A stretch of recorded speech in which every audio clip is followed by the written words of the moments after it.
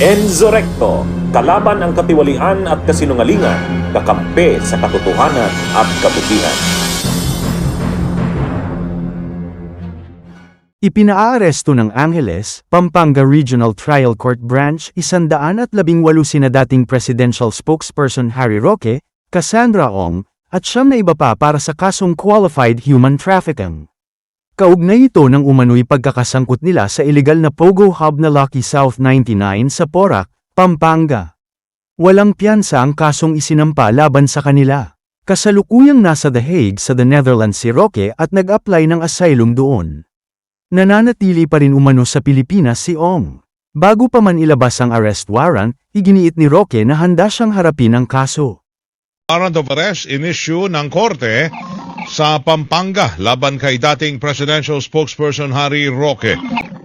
Naglabasan ng warrant of arrest ang Pampanga RTC Branch 118 laban kay former presidential spokesperson Harry Roque, Cassandra Leong, at 48 iba pa kaugnay ng kasong qualified human trafficking kaugnay pa rin ng Lucky South 99 Pogo Hub sa Porac, Pampanga.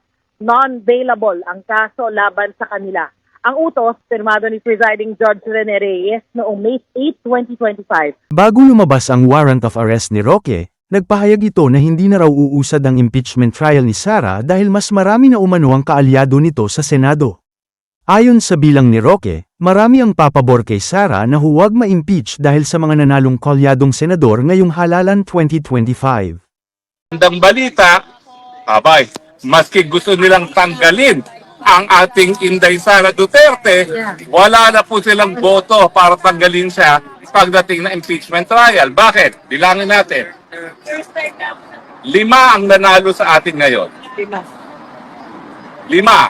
Bongo, De La Rosa, Marcoleta, Villar, Marcos. Meron pa tayong isa na Robin Padilla. Ngayon, sino pa yung mga nanunungkulan ngayon? Well, nandyan po yung 2 Cayetano. Nandyan po ang Joel Villanueva. Nandyan po ang 2 Estrada. 11 na po yan na sa tingin ko boboto para kay Inday Sara. Bakit? Kasi yung 11 yan, lahat yan pinangampanya ni Inday Sara kung hindi ng 2016 ng 2019. Diba? So tingin ko, wala na po. Yung mga nang walang hiya sa akin sa Quadcom, bye-bye. Iyan ang mapang-asar na saad ni Roque sa mga miyembro ng Quad Committee na hindi pinalad ngayong eleksyon.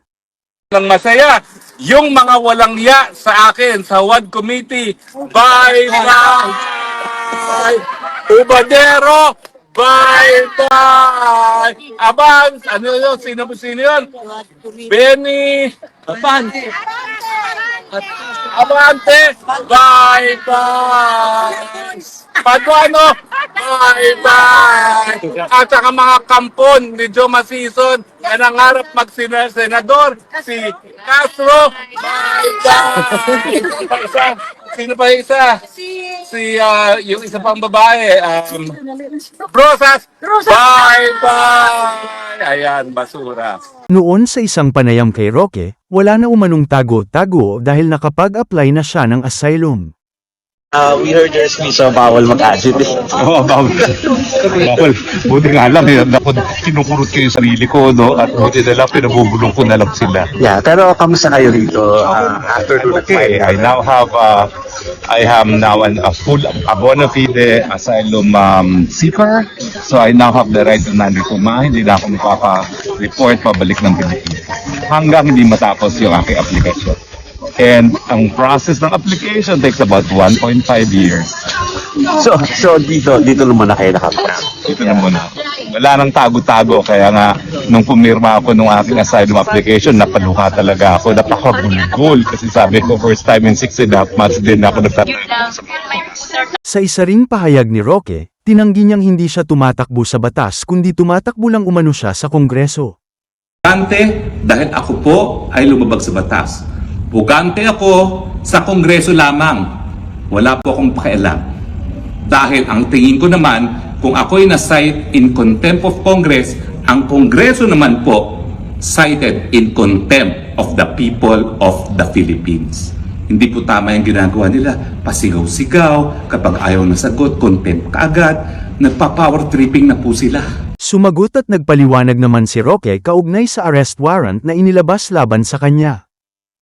Napag-alaman ko po na ako po daw ay na-issuehan na ng warrant of arrest para dun sa non-bailable human trafficking.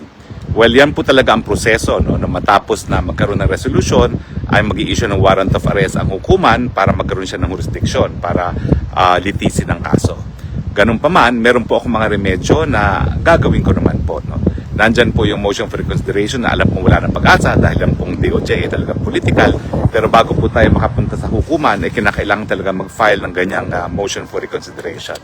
So, gagawin po rin po natin yan at bukod pa po dyan ay meron ding remedyo dun sa hukuman mismo. No? Bagamat na bago na po yung rules at wala na po yung tinatawag na determination of probable cause, ay meron pa rin pong karapatan ng isang akusado na humiling sa RTC na pagdidismiss ng kaso dahil nga po sa grave abuse of discretion na tinatawag.